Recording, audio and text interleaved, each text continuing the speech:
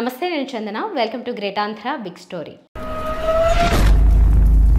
ఎన్నికలకు 3 నెలల ముందు వైసీపీ అధినేత ముఖ్యమంత్రి వైఎస్ జగన్మోహన్ రెడ్డి సంచలన నిర్ణయాలకు తెరలేపారు. అభ్యర్థుల ఎంపిక విషయంలో జగన్ చేపట్టిన మార్పు చేర్పులు రాజకీయంగా తీవ్ర దుమారం రేపుతున్నాయి.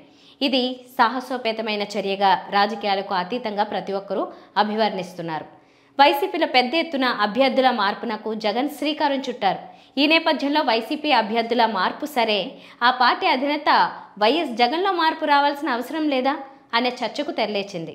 ఇంతమందిని మార్చే బదులు జగన్ ఒక్కడిని మారిస్తే సరిపోదా అని ప్రత్యర్థులు వ్యంగ్యాస్త్రాలు విసురుతున్నారు. అయితే ఎన్నికలకు ముందు భారీ మార్పులకు శ్రీకారం చుట్టిన జగన్ ఈ పరిస్థితులు వచ్చే వరకు ఎందుకు ముందే అప్రమత్తం కాలేదు, ముందే చర్యలు తీసుకోలేదనే ప్రశ్నలు ఉత్పన్నమవుతున్నాయి. క్షేత్రస్థాయిలో అధికారాన్ని అడ్డం పెట్టుకుని వైసీపీ ప్రజాప్రతినిధులు ఇష్టానుసారం వ్యవహరిస్తున్నారని లోకం కోడై కూస్తోంది.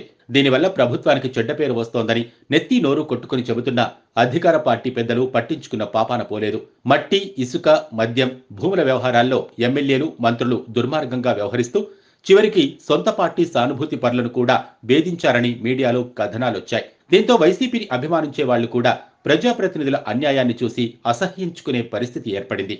మరోవైపు సంక్షేమ పథకాల లబ్ధి కలిగించేందుకు లక్షల కోట్లను వైసీపీ ప్రభుత్వం ఖర్చు చేసింది. అయినప్పటికీ మరోసారి గెలుపుపై ధీమాగా ఉండలేని దయనీయ స్థితి. మంత్రులు, ఎమ్మెల్యేల పనితీరుపై ప్రభుత్వ నిఘా వ్యవస్థ ఏం చేస్తున్నట్టు? ఇవన్నీ ఎప్పటికప్పుడు సీఎం జగన్ దృష్టికి తీసుకెళ్లి దిద్దుబాటు చర్యలు చేపట్టి ఉంటే ఇవాళ భారీ మార్పులకు శ్రీకారం చుట్టాల్సిన అవసరం ఉండేదా అనే ప్రశ్న తలెత్తింది. కొంతమంది ఎమ్మెల్యేలు, మంత్రులకు స్థానచలనం, మరికొందరికి టికెట్లు ఇవ్వటం లేదు. ఇంతవరకు బాగానే ఉంది. మరి తీవ్ర అసంతృప్తిలో ఉన్న వైసీపీ క్యాడర్ను సముదాయించడం ఎలా? అలాగే గత ఎన్నికల్లో వైసీపీ అధికారంలోకి రావటానికి స్వచ్ఛందంగా పనిచేసిన వారంతా ఆ తర్వాత ఏమయ్యారో జగన్, ఆయన బాధ్యతలు అప్పగించిన నేతలు పట్టించుకోలేదు. అందరినీ మార్చడమే తనలో వచ్చిన మార్పుగా వైసీపీ క్యాడర్ను జగన్ సంతృప్తి పరచాలని అనుకుంటున్నారా అనే అనుమానం తలెత్తుతోంది. నాయకుల ఆలోచనలు ఏవైనా జనం అందరికంటే తెలివైన వాళ్ళు. అందుకే 5 ఏళ్లకోసారి పాలకులకు గుణపాఠం చెబుతుంటారు.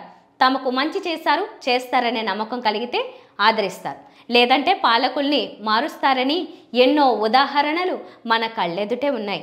అయితే అధికారంలో ఉన్నన్నాళ్ళు ఆ మత్తులో ప్రజల్ని తమను అందలం ఎక్కించిన వారిని విస్మరిస్తుండడం వల్లే సమస్య ఏర్పడుతోంది. ఏదీ శాశ్వతం కాదు, పార్టీ తమదే అని, అధికారం ఉంది కదా అని అటు ఇటు మార్పులతో ప్రజల్ని మభ్యపెట్టలేరు. అంతిమంగా ప్రజాదరణే అధికారాన్ని కట్టబెడుతుంది. అది పొందేలా పాలన సాగించామా లేదా అనేదే ఫైనల్. ఆ విషయాన్ని జగన్ గుర్తెరిగి తాను కూడా మారి ప్రజలు, నేతలతో మమేకం అయితేనే సత్ఫలితాలుంటాయి. ఇది వాళ్ళ బిగ్ స్టోరీ. మరిన్ని టాపిక్స్తో మళ్ళీ కలుద్దాం. నమస్తే.